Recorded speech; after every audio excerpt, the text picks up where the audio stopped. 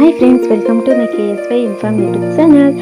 ಯಾರಾದರೂ ನನ್ನ ಚಾನಲ್ನ ಸಬ್ಸ್ಕ್ರೈಬ್ ಮಾಡದೆ ನೋಡ್ತಾ ಇದ್ದರೆ ಪ್ಲೀಸ್ ಒಂದು ಸಬ್ಸ್ಕ್ರೈಬ್ ಮಾಡ್ಕೊಳ್ಳಿ. ಹಾಗೆ ನಾನಿವತ್ತು ಹುರುಳಿಕಾಳು ಸಾರು ಮತ್ತು ಪಲ್ಯನ ಯಾವ ರೀತಿ ಮಾಡೋದು ಅಂತ ನಾನು ಹೇಳ್ಕೊಡ್ತೀನಿ. ಇದಂತೂ ದೇಹಕ್ಕೆ ತುಂಬಾ ಒಳ್ಳೆಯದು, ಶಕ್ತಿಯನ್ನು ಜಾಸ್ತಿ ಕೊಡುತ್ತೆ. ಇದಕ್ಕೆ ಮೊದಲು ಹುರುಳಿಕಾಳನ್ನ ಬೇಯಿಸ್ಕೊಂಡು ನೀರು ಬೇರೆ ಕಾಳುಗಳು ಬೇರೆನೇ ಮಾಡ್ಕೋಬೇಕು. ಅದಾದಮೇಲೆ ಇವಾಗ ಹುಳಿ ಸಾರಿಗೆ ಮಸಾಲೆ ತೆಗೆಯೋಣ. ಇವಾಗ ಒಂದು ಬಾಣಲಿಗೆ 2 ಸ್ಪೂನು ಎಣ್ಣೆ ಹಾಕ್ಕೊಂಡು ಒಂದು 4 ಗುಂಟೂರು ಮೆಣಸು ಹಾಗೆ 1-2 ಈರುಳ್ಳಿನ ಕಟ್ ಮಾಡಿಬಿಟ್ಟು ಹಾಕ್ಕೊಳ್ಳಿ.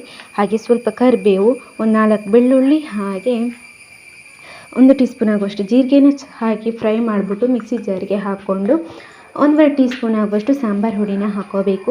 ಹಾಗೆ ಒಂದು ಅರ್ಧ ಕಪ್ ಆಗುವಷ್ಟು ಕಾಯಿ ತುರಿ, ಹಾಗೆ ಸ್ವಲ್ಪ ಕೊತ್ತಂಬರಿ ಸೊಪ್ಪು ಹಾಕ್ಬಿಟ್ಟು ನುಣ್ಣಗೆ ರುಬ್ಬಿಟ್ಕೊಬೇಕು.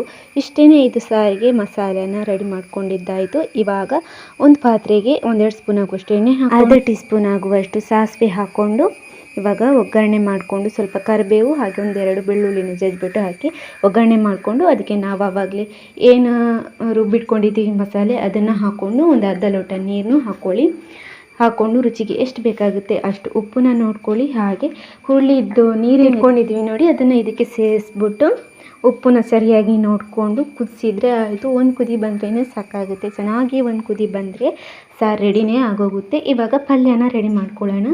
ಒಂದು ಬಾಣಲಿಗೆ 2 ಸ್ಪೂನ್ ಆಗುವಷ್ಟು ಎಣ್ಣೆ, ಹಾಗೆ ಅರ್ಧ ಟೀ ಸ್ಪೂನ್ ಆಗುವಷ್ಟು ಸಾಸಿವೆ, 1-2 ಕಾಯಿ ಮೆಣಸು, ಸ್ವಲ್ಪ ಕರಿಬೇವು, 1 ಈರುಳ್ಳಿನ ಸಣ್ಣದಾಗಿ ಹೆಚ್ಚಿಬಿಟ್ಟು ಹಾಕ್ಕೊಂಡು ಫ್ರೈ ಮಾಡ್ಕೊಳ್ಳಿ. ಜೊತೆಗೆ 1-2 ಸ್ಪೂನ್ ಆಗುವಷ್ಟು ಕಾಯಿ ತುರಿನ ಹಾಕ್ಕೊಂಡು ಚೆನ್ನಾಗಿಯೇ ಫ್ರೈ ಮಾಡಿಕೊಂಡು ರುಚಿಗೆ ಉಪ್ಪು ಹಾಕ್ಕೊಂಡು ಇವಾಗ ಬೇಯಿಸಿರೋ ಹುರುಳಿ ಕಾಳುಗಳನ್ನ ಹಾಕ್ಕೊಂಡು ಮೇಲ್ಗಡೆ ಸ್ವಲ್ಪ ಕೊತ್ತಂಬರಿ ಸೊಪ್ಪು ಹಾಕಿ ಎಲ್ಲನೂ ಚೆನ್ನಾಗಿ ಮಿಕ್ಸ್ ಮಾಡಿದ್ರಿ ಅಂದರೆ 5 ನಿಮಿಷ ಫ್ರೈ ಮಾಡ್ಕೊಳ್ಳಿ. ಹಾಗೆ ಆಯಿತು, ರೆಡಿನೇ ಆಗೋಗುತ್ತೆ ಪಲ್ಯ.